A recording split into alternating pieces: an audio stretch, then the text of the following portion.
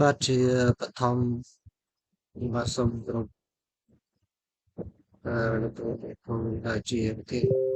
ចាំទីទាំង5បាទខ្ញុំសូមណែនាំតកតងទៅនឹងការសរសេរអឺទៅលើបកអធិការកិច្ចថ្នាក់រៀនបាទដែលយើងចុះអធិការកិច្ចជារៀងរាល់ខែហើយខ្ញុំបានសង្កេតមើលទៅឃើញថាមានការខ្វះខាតការសរសេរហើយតកតងនឹងកន្លែងមួយចំនួនទៀតគឺការសរសេរដូចជាមិនទាន់ត្រឹមត្រូវបាទឥឡូវខ្ញុំលើកយកឧបករណ៍មួយរបស់លោកទៀតចន្ទរិនដែលចុះមើលអ្នកគ្រូវុទ្ធរាបតីរៀនទៅជាប្រជាទីនេះក្នុងនោះខ្ញុំឃើញកត់សរសេរគឺអត់ទាន់គ្រប់ទេនៅខ្វះខាតនៅវិញនៅកន្លែងនេះគឺយើងមើលទៅឃើញចំពោះគឺគាត់អត់ពេញចូលទេចឹងមានការខ្វះខាតហើយទៀតគឺស្រីសាស្ត្រពេញមួយប៉ុន្តែមិនដឹងថាមានស្រីប៉ុន្មានទេហើយអវត្តមានគ្រូគាត់អត់បានចុះដែរហើយមិនដឹងថាពេលគាត់ចុះមើលនោះសិស្សនោះមានអវត្តមាននេះក៏អត់ហើយស្រីក៏អត់មានដែរក្រៅពីហ្នឹងគឺយើងមានគ្រប់ហើយហើយយើងមើលមកក្រោមតកតងនឹងសូចនាករទី1ការរៀបចំថ្នាក់រៀនបានចុះត្រឹមត្រូវហើយតិចការសរសេរគឺត្រឹមត្រូវហើយកន្លែងយោបល់នេះលោកគ្រូអ្នកគ្រូមិនបាច់អ្វីដែលល្អហើយមិនបាច់ចុះទេអញ្ចឹងយោបល់គឺលោកគ្រូសរសេរទៅលើអ្វីដែលជាការកែលម្អហើយលោកគ្រូសរសេរតែមកមួយចំណុចនោះបានហើយនេះមួយចំណុចសូចនាកររួមមកបានហើយសេច្រើនទេហើយបើសិនបើលោកគ្រូពិនិត្យមើលឃើញថាសូចនាករនោះល្អហើយអត់មានកែលម្អទេលោកគ្រូដាក់ថាធ្វើបានល្អមកបានហើយដាក់ទៅប៉ុណ្ណឹងបានហើយសេច្រើននេះហើយការបកស្រាយបន្ទុកនេះលោកគ្រូបានមកហើយបន្ទុកនេះលោកគ្រូដាក់នោះគឺដើម្បីងាយស្រួលពេលយើងចប់គឺយើងដឹងទុកថាទាំងអស់គឺសុខបានប្រមាណចឹងគ្រូក៏ធ្វើបានល្អហើយចំណុចទាំងអស់នេះប៉ុន្តែកន្លែងនេះគឺបានវត្តសេដែរយើងសូមគឺទាំងអស់ទាំង4ផ្សេងទៀតសូមសរសេរកន្លែងនេះផងផ្សេងធ្វើប៉ុន្តែល្អផ្សេងមិនល្អ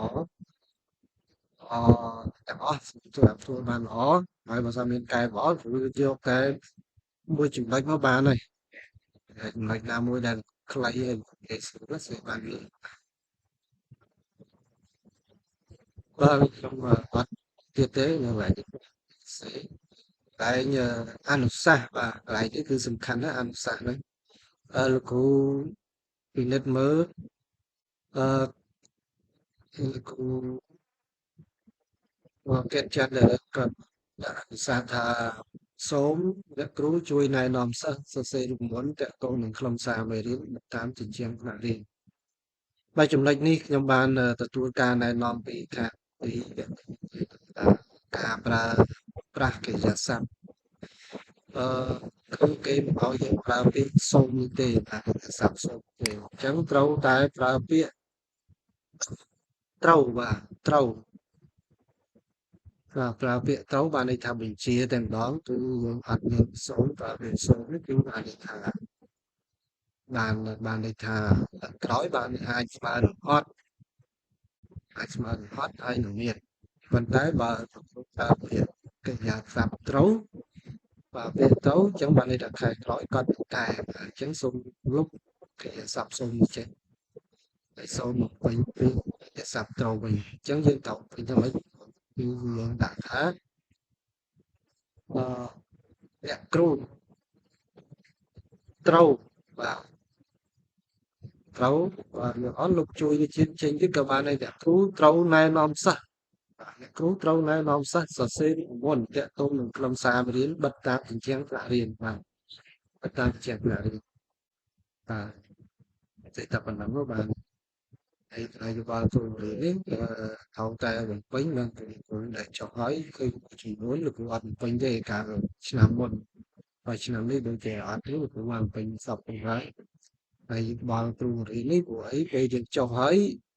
ត្រូវតែឲ្យគាត់ reply វិញតើយើងព្រមໄວដែលបាន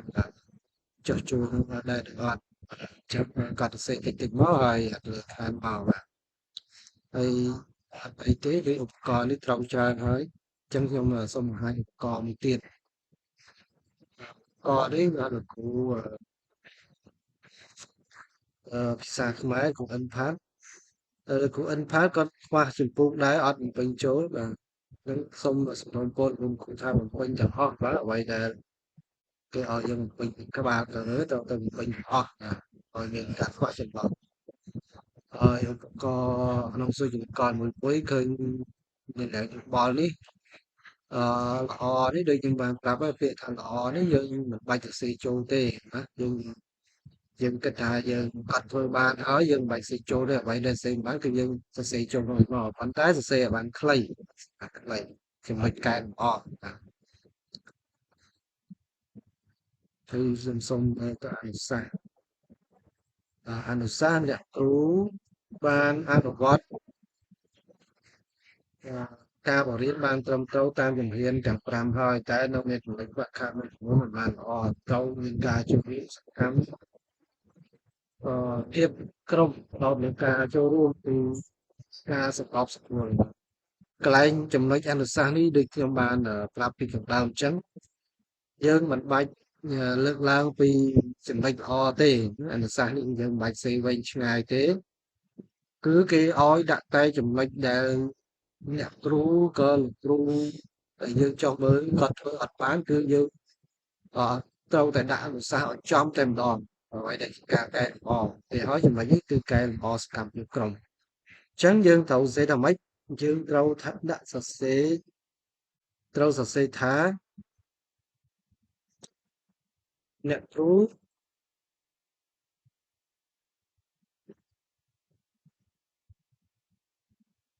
ត្រូវឲ្យសិស្សមានការចូលរួមសកម្មភាពក្រុមដោតទៅលើការចូលរួមពីការសម្របសម្រួលច្បាស់លាស់អញ្ចឹងមកបាទคุณគ្រូរៀបពាក្យតាមហ្នឹងទៅបាទត្រូវតែបង្កប់ឲ្យគាត់ធ្វើឲ្យបានពីក្រោយវិញបើគ្រូរៀននឹងអាចអីទៅប៉ុណ្ណាល្អខ្ញុំដូចជាអត់មានអីទៀតទេខ្ញុំសូមណែនាំគ្រូទៅប៉ុណ្ណឹងអញ្ចឹងអ្វីដែលคุณគ្រូតាន់ច្បាស់គឺคุณគ្រូសូមឆាតសួរបន្ថែម